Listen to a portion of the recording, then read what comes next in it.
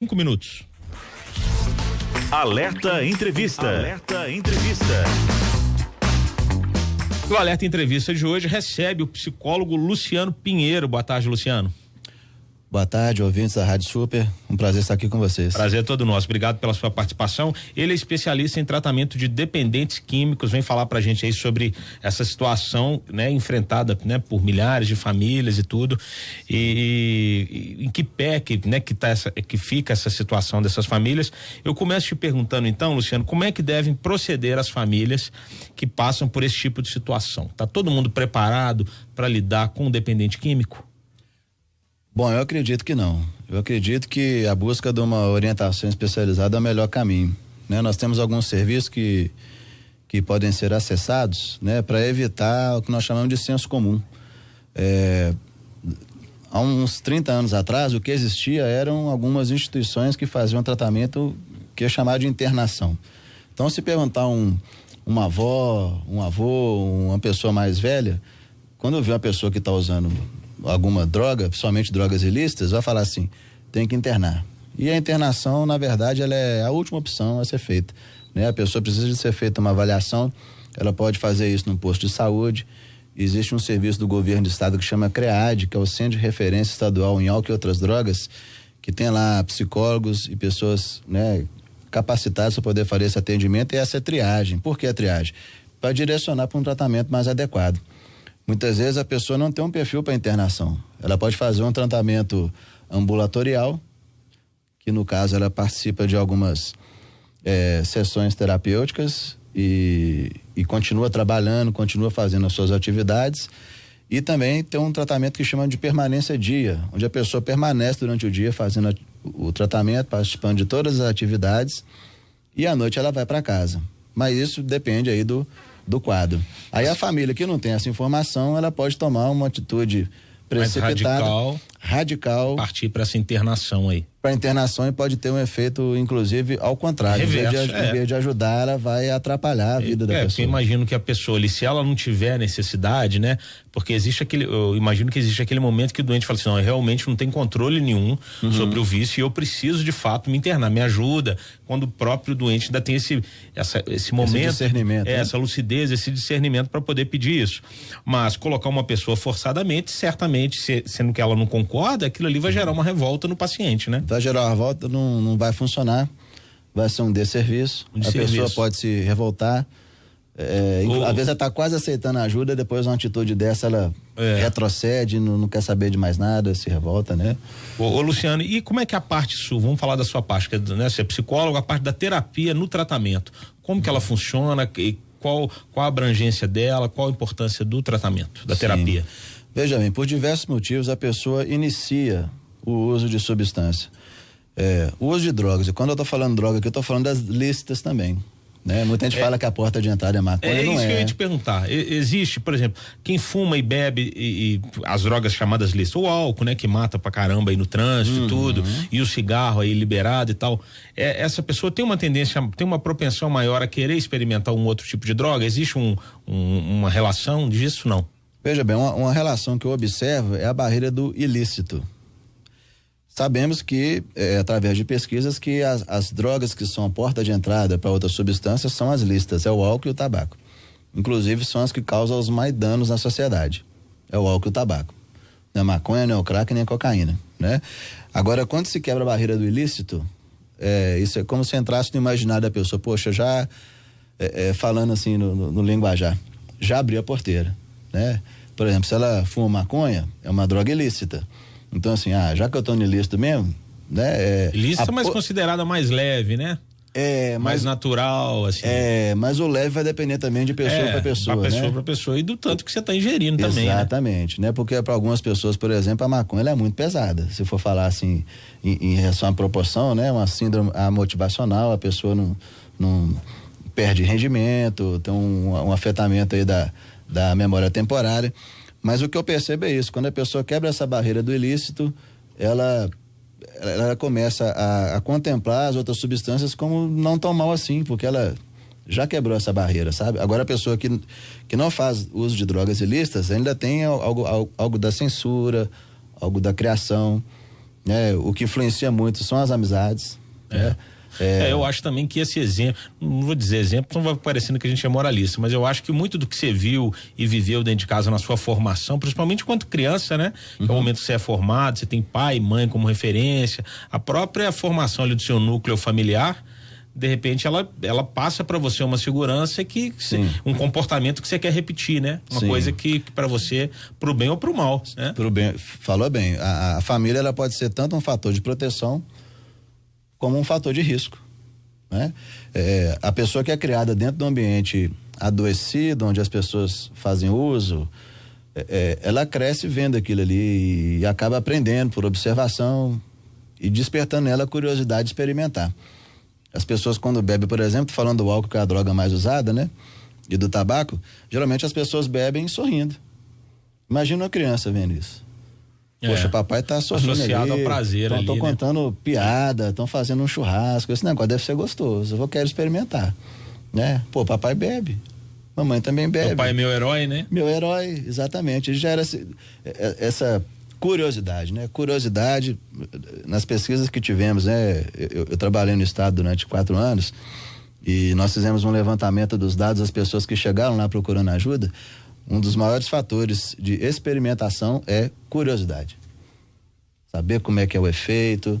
Saber se vai bater para ele, se não. Se vai bater, e principalmente acompanhado das amizades, né?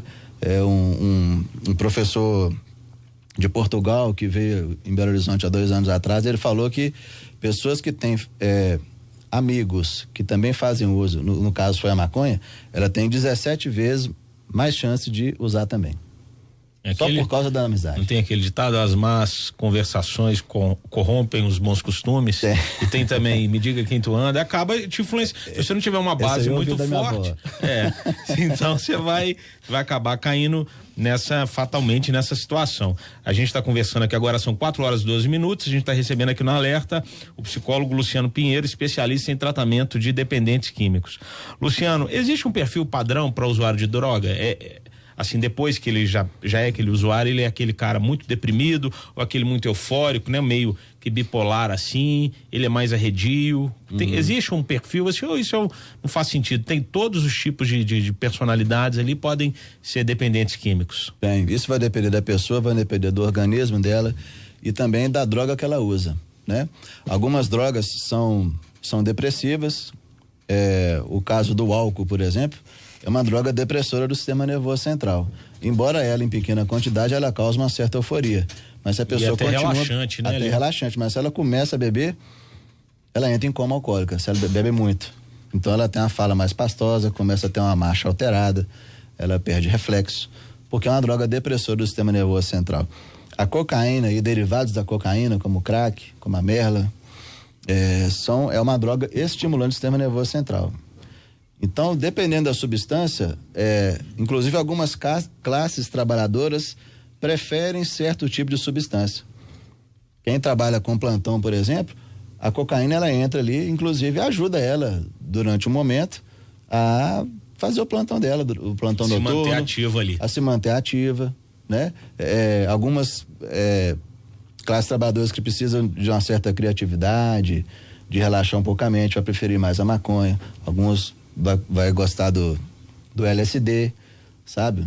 Pode incentivar alguma criatividade, né? Então, mas existem pessoas que bebem, por exemplo, e sorrirem, e tem gente que bebe e chora.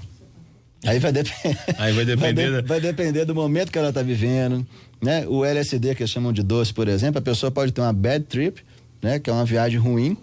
Ou uma boa. Aí vai depender de como que ela está interiormente. E essa droga vai potencializar esse efeito. E pode voltar ou não dessa viagem, né?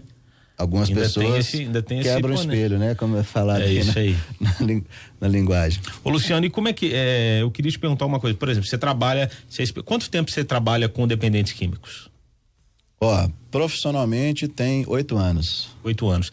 E é um trabalho bem sucedido, vitorioso? A importância de dar atenção para esse grupo aí, porque a gente vê que a maioria das clínicas, eu não sei, né, não tenho dados, geralmente quando eu vejo clínicas de recuperação, a maioria tá ligada à igreja, ou alguma associação, né? Quase nunca a gente vê um papel do Estado assim, pelo menos nas instituições. Posso estar falando bobagem, aí eu queria que você me respondesse isso. Primeiro, né, sobre o sucesso aí de trabalhar nisso. Sim, veja bem, eu precisei de ter um certo afastamento emocional para me poder conseguir trabalhar nesse ramo da dependência química. Por quê? Porque é muito frustrante. Mas frustrante até o ponto que eu coloco muita expectativa no outro, né? Como que eu faço meu trabalhar? Eu faço meu trabalho da melhor maneira possível, da melhor maneira que eu posso, e o resultado não está comigo. Eu entro como um facilitador do processo para que aquela pessoa possa virar uma chave interna, sabe? Para que ela busque a recuperação ou uma melhor qualidade de vida, né? Eu gosto de trabalhar sempre no processo para que a pessoa consiga alcançar a abstinência, mas existe uma postura que é de redução de danos. A pessoa, ela pode querer, por exemplo, parar de usar drogas químicas e ficar bebendo drogas lícitas, usando drogas lícitas, por exemplo. Fazer uma adequação ali de acordo com... Isso, ela entende, por exemplo, que o crack para ela é uma droga que ela não dá conta de lidar, mas ela não quer abrir mão de tudo. E não sou eu que vou dizer para ela, só fulano, não, você tem que parar.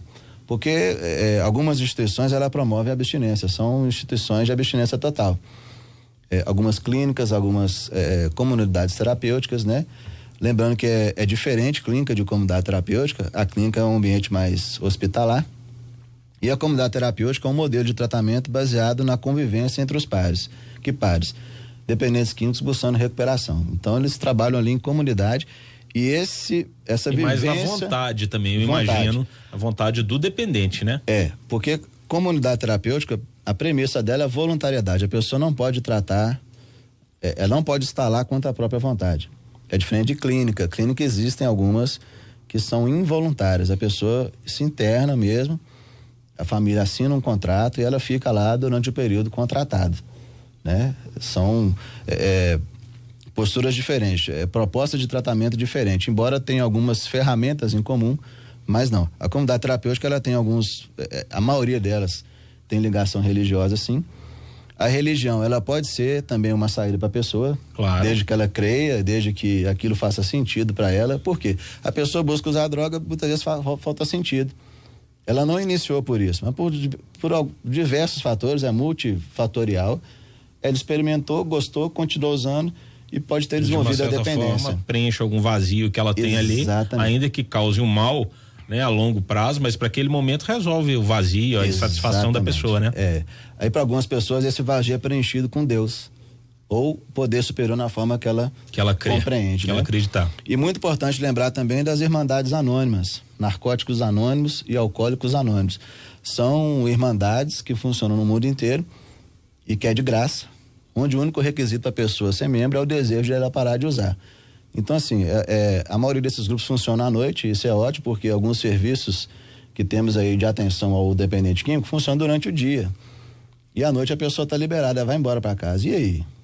Né? Geralmente à noite é a hora que o pessoal termina de trabalhar e quer fazer, vai tomar uma usar alguma coisa para dar uma relaxada. Aí a pessoa passou o dia inteiro belezinha, chega à noite, ela precisa ter um lugar também, né? Onde ela possa fazer uma rede de amizades, onde ela possa procurar juntamente com outras pessoas aquilo que ela quer, o mesmo objetivo, né? Um grupo de pessoas buscando a mesma coisa, isso funciona muito, né? Um grupo de ajuda mútua, né? É ali a afinidade, né? Tá ali pelo mesmo motivo.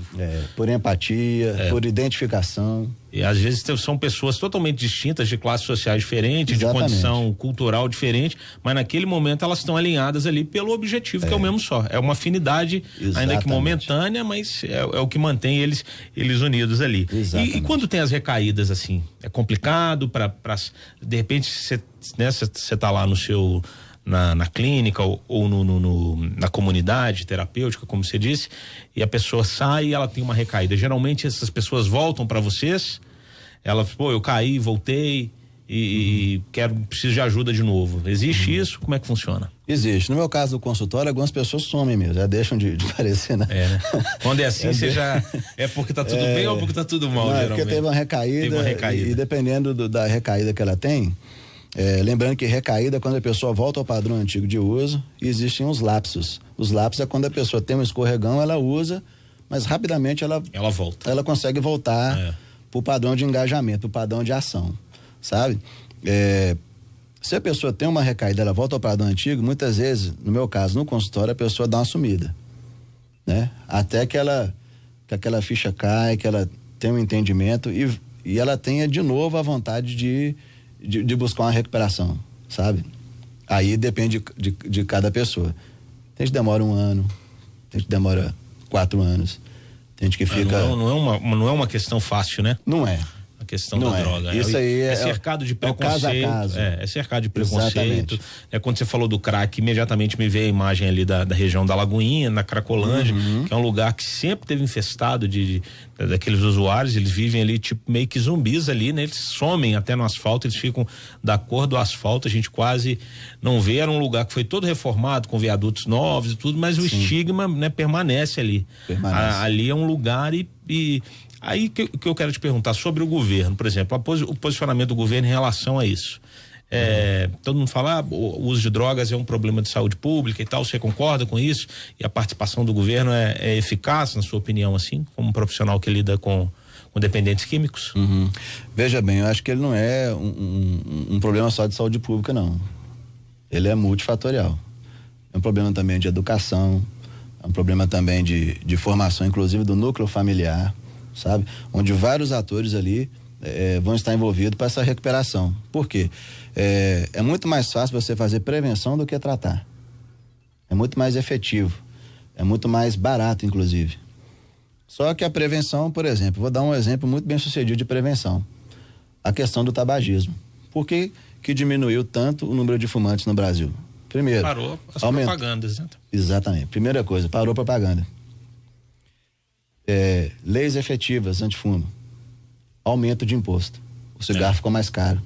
A restrição de fumante antigamente se fumava em qualquer lugar, né? No você shopping, pega um programa antigo, uma novela antiga, cinema, que você vê, o pessoal fuma assim desesperadamente, né? Quando você vê esses reprises aí, tipo no Canal Viva e tal, dentro do ônibus, tudo, avião, o pessoal fumava, né? Eu lembro da minha infância, os ônibus de viagem tinha um cinzeiro assim, ó. Você abria, eu também me lembro disso. Tinha um cinzeiro, uma catinga danada.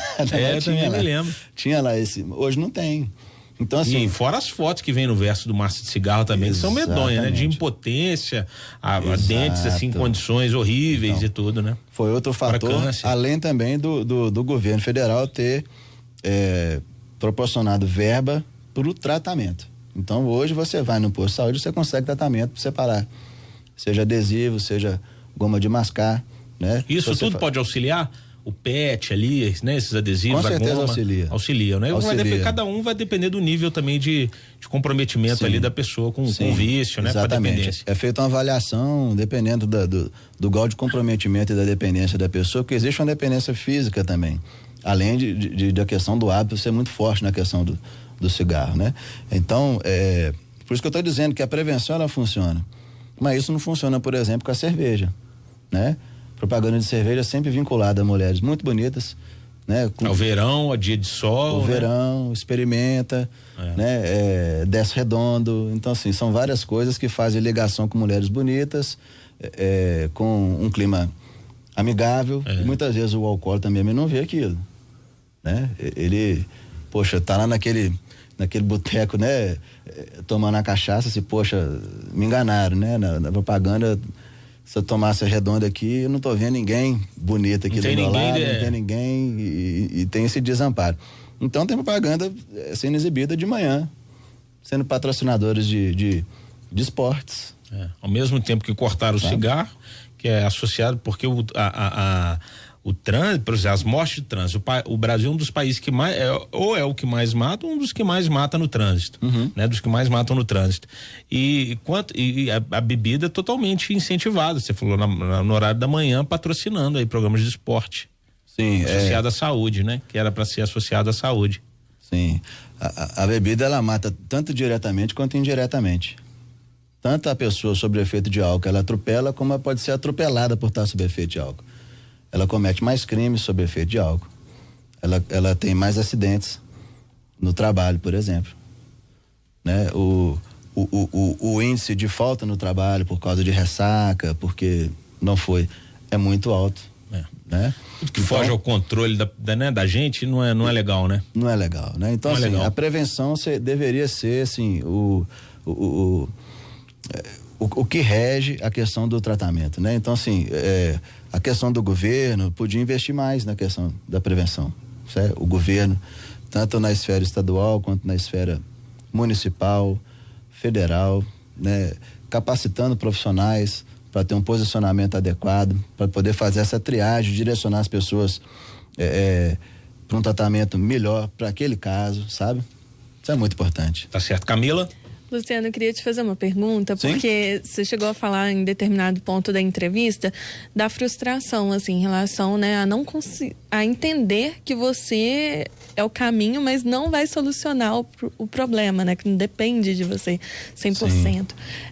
O psicólogo, ele também faz um tratamento para conseguir executar o trabalho, ele também precisa de um psicólogo, porque eu acho que todo mundo, né, precisa de um psicólogo, é um profissional fundamental, assim, né?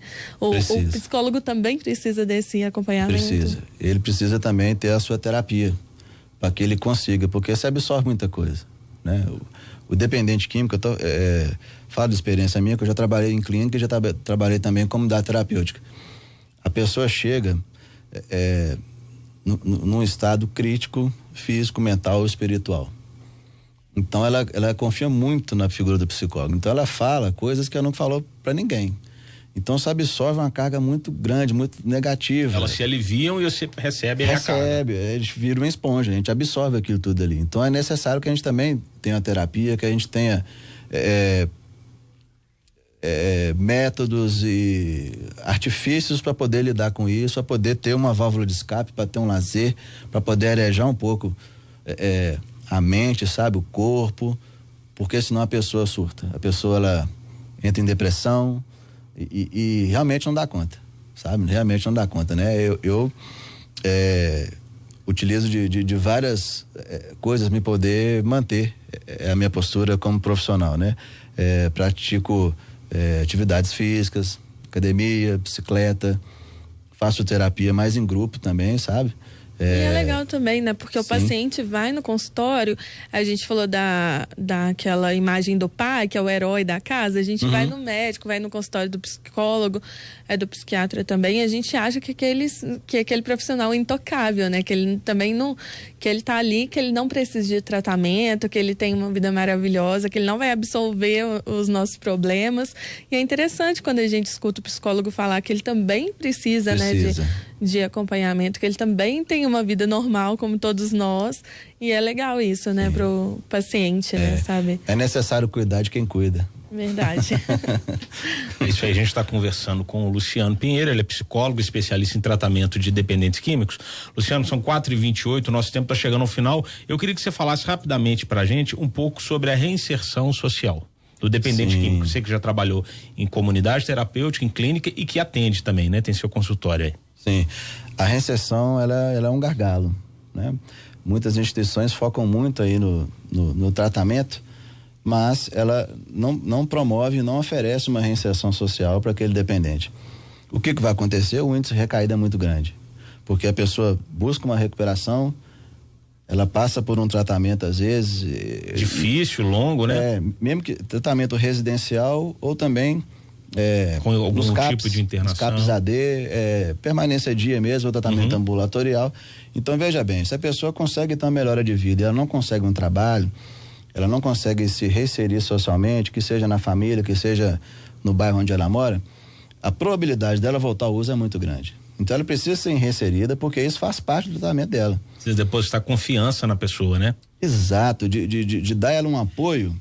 Por exemplo, tem pessoa que não sabe nem fazer um currículo, cara, que começou a usar droga com 9 anos de idade e tá com 29, usou 20 anos de droga e não sabe fazer, às vezes sabe fazer algum trabalho braçal, alguma coisa, né? Então esse perfil, muitas vezes escolaridade baixa, sabe?